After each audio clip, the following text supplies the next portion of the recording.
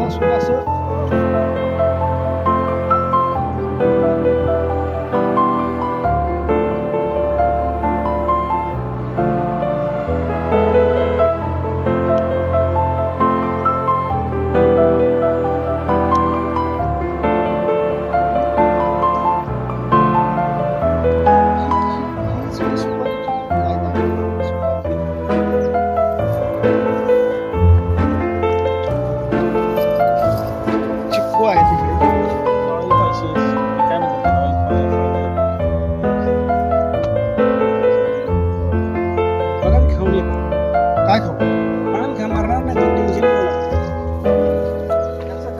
खा तुम्ही पान कवळं खायचं का कसलं पण खा ते मसाल्यात टाकायचं असतं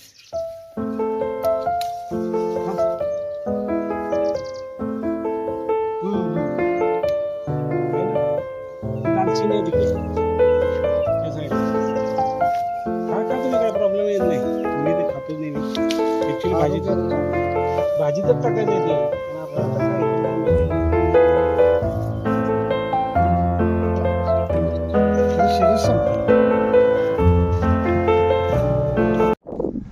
माझं नाव अरुण पांडुरंग मोरे, मुक्काम पोस्ट गोरेवाडी. मी हे आधुनिक शेतीचा प्रयोग केलेला आहे. नारळ आहे, आंबा आहे, काजू आहे, फणस आहे, सुपारी आहे, इलायची आहे, लवंग आहे आणि हे मिरा आहे, कापूस आंबे आहेत आणि बाकी बरेचसे आहेत म्हणजे चिक्कू, पेरू, रामफळ, सीताफळ, मसाल्याची झाडं आहेत. असे बरेच जवळजवळ 150-200 झाडाचा मी प्रयोग केलेला आहे आणि आता चाललं आहे. बघूया 3 वर्ष झालेली आहेत. हे झाड जे आता दिसते तुमच्या शेजारी हे नक्की कशाचं झाड आहे ते? ही इलायची आहे. इलायची झाड आणले मी कोकणातून आणले. ट्रायल बेसिसवर आणलेले बरेचसे झाड आहेत त्याच्यात तर ते सक्सेस झालेले आहेत. इथे इलायची येत नाही असं लोक बोलतात. अजून फळ नाही आलं पण झाड तर आलं आहे. सुपाऱ्या आलेल्या आहेत. सुपारी नाही आले पण आज सुपारीला टाईम आहे पण 4-4 फुटावर सुपारी झाडं आलेली आहेत. बरंचसं असं मी ट्रायल बेसिसवर केलेलं आहे. अजून करणार पण आहे. बरंचसं अंजीर लावणार आहे. सीताफळ आपलं हे आपलं काय बोलतात त्याला सफरचंद लावणार आहे, लिची लावणार आहेत. बरेचसे असे जवळजवळ अजून 8-10 प्रयोग करायचे आहेत माझे. मी या पावसाच्या मोसममध्ये करणार आहे. आता मला ही कल्पना कशी सुचली साधारण? बस आपला टाईमपास करण्यासाठी रिटायर्ड लाईफ आहे आमची. ओके. हां त्यासाठी आपले एक टाईमपाससाठी मी पडून राहण्यापेक्षा केलं ते. बाकीच्या पिकात आपल्याला काही इंटरेस्ट नव्हता आणि वेळ पण नव्हता. हे कसं एक वेळ लावलं की आपल्याला लाईफ आहे. 2-4 वर्ष अजून तकलीफ आहे. 2-4 वर्षांनी कमीत कमीत नारळाचंच उत्पादन 5 लाख रुपये होईल त्यांच्या सांगण्यावरून. कारण त्यांनी 500चा बजेट सांगितलं आहे एका नारळाला. आपण 300च पकडा तरी पण जवळजवळ 4-5 लाख रुपयाचे आंबे जातील. लोटस आणि कोलंबस असे आधुनिक पद्धतीचे लावलेले आहेत, साधे नाहीत ते.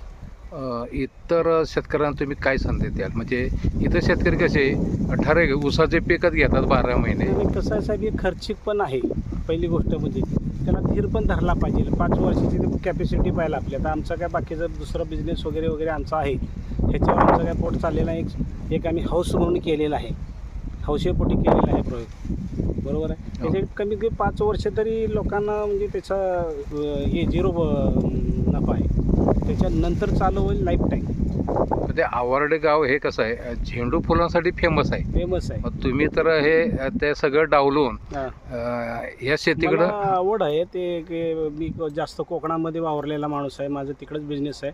तर बघून लोकांचे मी आणले तिथून एक झाड. तर ते बरेचसे झाड आहेत की इथे वरती कोणाकडे लावलेलं पोपणस म्हणून एक झाड आहे.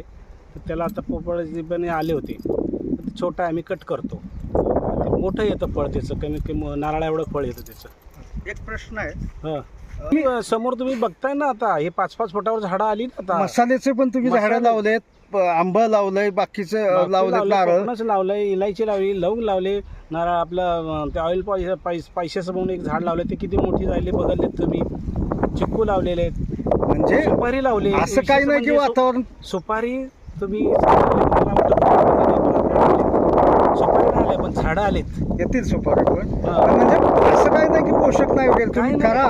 आणि फळ झाडामध्ये कुठे पण येतं, कुठे पण करायला. आता लिची इकडे आपल्याकडे येत नाही, मी लावले लिची. आता सफरचंद लावणार आहे मी, अंजीर लावणार आहे, बरोबर आहे. बरेचसे लावणार आहेत मी आता, 7-8 प्रकार. फळ झाडांमध्ये त्यांना मनी क्रॉप्स असं म्हटलं जातं, त्याची गणना त्याच्यामध्ये होते. तर तुमचं मत काय, याच्यामध्ये भविष्यात पैसे वगैरे मिळू शकतात का? पैसे तर बऱ्यापैकी मिळणार, पण म्हणजे काय एक समाधान हे सर्वात मोठं आहे की येत नाही असं बोलतात लोक. आम्ही आणलंय, आतापर्यंत आलेले आहेत. याच्या पुढे समजा तर येत नाही असं लोकांना इलायची येत नाही का, येत नाही. स्वतः समोर आहे, सुंदर आहे ते, बघा ना. 2 वर्षी झाड आहेत ती. सुपारीचं खाली झाड आहे, सुपारी इकडे कोण बोलतो येत नाही कोकणाशिवाय. सुपारीचं 4 फुटात झाडे आलेत, येणार. बरोबर आहे. ऑइल पैसेस ते आलेले आहेत. नारळाचं तुम्ही बघितले जवळजवळ 70-80 आणि आधुनिक पद्धतीचे नारळ आहेत, ते पण कोलंबस आहेत आणि दुसरे असे जे म्हणजे बुटकी जात आहेत ते आहेत. पण ते त्यांना पाणी लागतं आणि त्याचं थोडंसं नियोजन चांगलं करावं लागतं.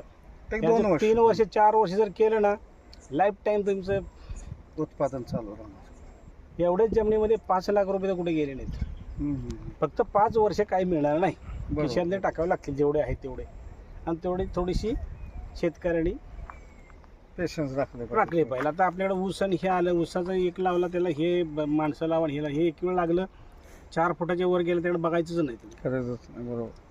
नारळाकडे काय सारखं काय इकडे आंब्याला काय बघायची गरज नाही लागत आहे, चिक्कूला बघायला लागत नाही आहे, आवळ्याला बघायला लागत नाही, लिंबूला बघायला लागत नाही. असे बरेचसे म्हणजे 18-20 पद्धतीचे मी हे केलेत, अजून आणणार आहेत, नवीन प्रयोग करणार आहे. बोला तुम्ही. पाटण तालुक्यातील हा तसं खरं म्हटलं तर दुर्गम भाग आहे, पण तारली धरण झाल्यापासून येथील शेती व्यवसायामध्ये थोडी प्रगती व्हायला लागली.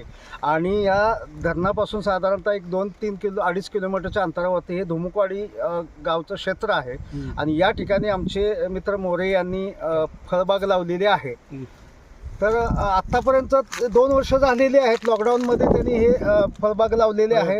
इव्हन मी इथलाच आहे. आमच्याही शेतीमध्ये आम्ही नारळ आणि हापूस आंब्याची कलमं वगैरे भरपूर लावलेली आहेत.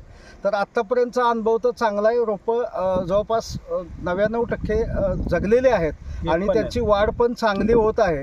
तर मला जे ऐकायला आत्तापर्यंत मिळत होतं की जुने शेतकरी म्हणतात अरे फळबागामध्ये काय मिळत नाही, ते आपल्याकडे पोषक वातावरण नाही. तर आत्तापर्यंतचा हा अनुभव पाहता हा शेतकऱ्यांचा समज खोटा आहे. आणि मनी क्रॉप्स म्हणून ह्या फळबागांकडे खरं तर शेतकऱ्यांनी इथल्या पाहावं. आणि ऊसापेक्षा कितीतरी पटीनं लाभदायक हे फळबागा ठरू शकतात. तरी या इथल्या शेतकऱ्यांनी हा विचार जरूर करायला पाहिजे. कारण इथे पाटण तालुक्यामध्ये मरळी कारखान्याला इथल्या सगळ्याचा ऊस जातो. चालू हंगामामधला ऊस असला तरी तो तोडून न्यायची, जाळ पेटवून न्यायची वेळ येते. लोकांचे खूप शोषण होतं, आर्थिक शोषण एक प्रकारे. तर लोकांनी फळबागाकडे अवश्य वळावं असं माझंही मत आहे.